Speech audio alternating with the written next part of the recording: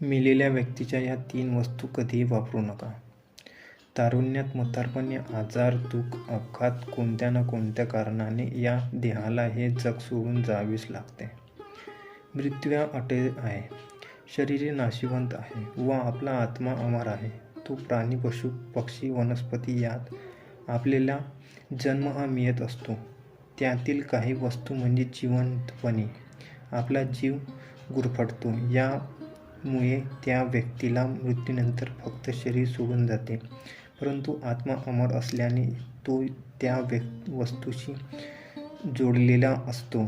जिवंत असताना मनुष्य त्या वस्तू वापरत असतो, त्यामुळे त्या वस्तूची व मानवाची ऊर्जा एक म्हणून आपला देह नाशवंत आहे व हे जग सोडून जायचे आहे.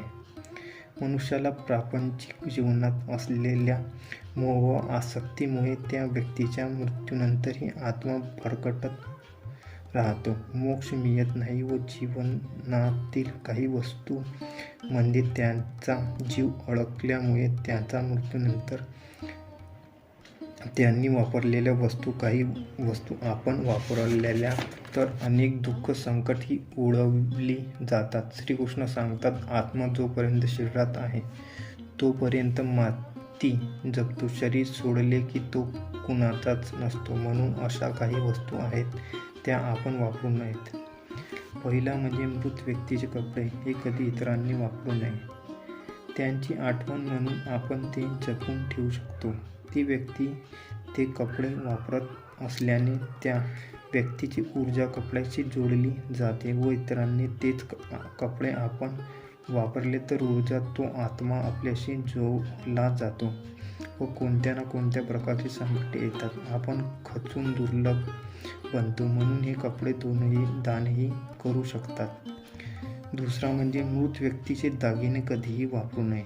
खास करून महिलांनी दागिने जास्त प्रिय असतात. त्यांचा दागिन्यांमध्ये जास्त जीव अडकलेला असतो. म्हणून शक्यतो हे दागिने मोडून नवीन बनवावे किंवा दान करावे. यामुळे सांसारिक जीवनात अडचणी येत नाही. तिसरा म्हणजे वस्तूचा उल्लेख गरुड पुराणात नाही, परंतु ज्योतिषशास्त्रानुसार मृत व्यक्तीचे घड्याळ इतरांनी वापरू नये. ते एक यंत्र आहे म्हणून वापरलेल्या व्यक्तीच्या ऊर्जेशी ते संलग्न आहे. धन्यवाद.